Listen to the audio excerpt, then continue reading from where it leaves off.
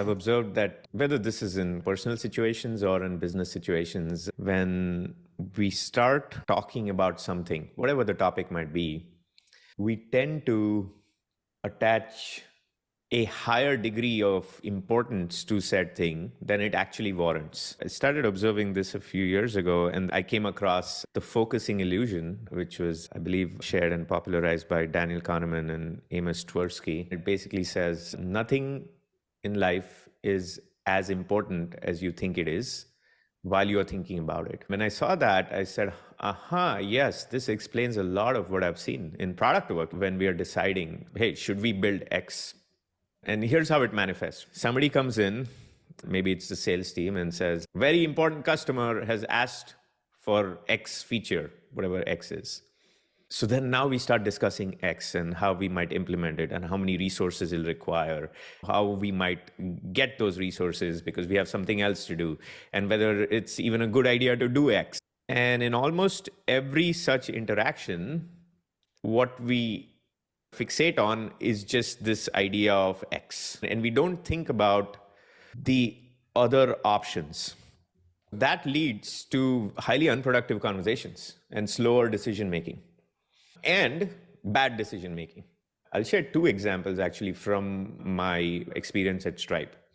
First one was I would talk to customers. They would talk a lot about a certain feature being really important for them. Oftentimes, I would also see PMs and engineers and others then taking that feedback and sharing it with, say, the executive team. Oh, we are really hearing X is very important for customers.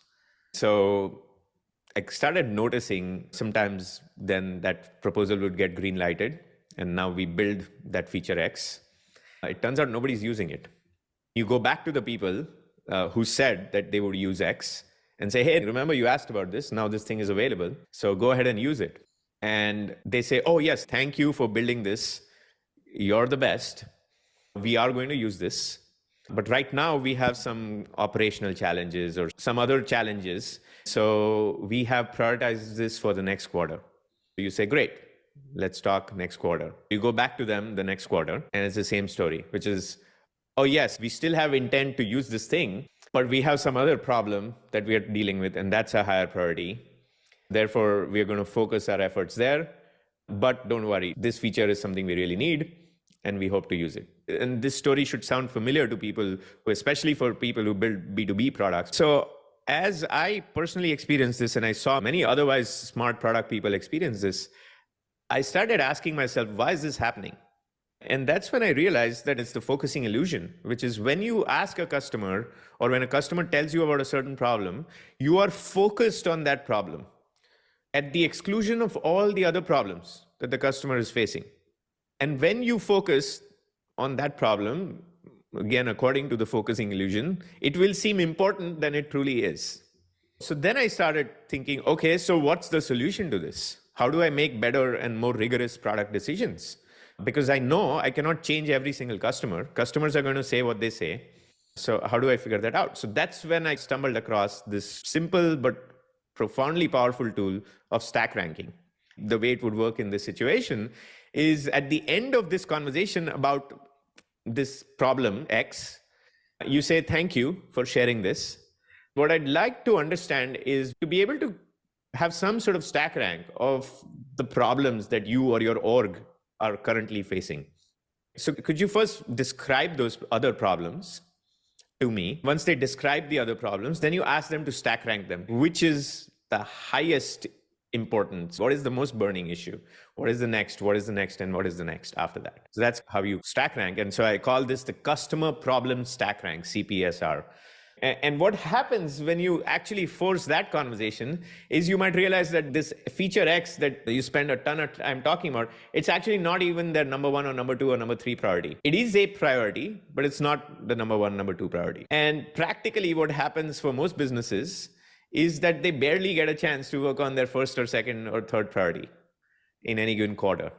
So while everybody was being honest and earnest in this conversation, without this stack ranking, it is extremely difficult to identify whether it's a smart call to build this or not. And I mentioned this at the level of a feature, but I also have observed there are so many B2B and SaaS startups that are basically destined to fail. Regardless of how well they execute, they're destined to fail because they start off addressing a problem which is never going to be among the top 3, 4, 5, 6 concerns for significant number of businesses. So then what chance do you have? Like, you can build a beautiful product and you can do everything right in your execution, but if you haven't really stack ranked the customer's actual problems, it's not going to work.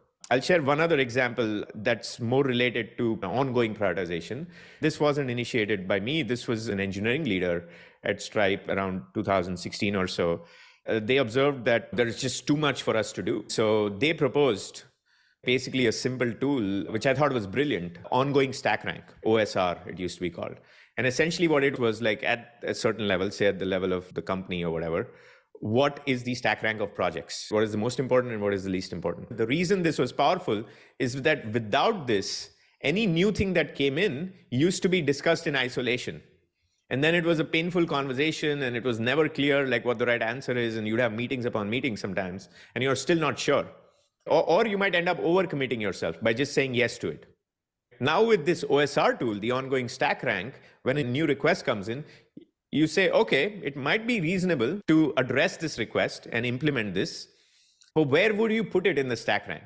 By using this OSR tool, the stack rank as a construct, you're explicitly preventing falling prey to the focusing illusion, because you do have to discuss this specific feature or this specific request or issue in the context of everything else. Oftentimes, most human beings, they're binary thinkers.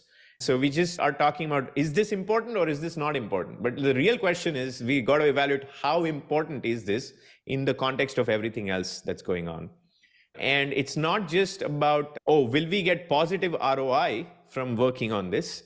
It's more about what is the thing that minimizes our opportunity cost. So again, the stack rank ends up being a very useful tool for that. Those are a couple of examples, but really the stack rank applies to many things, including even career decisions and life decisions.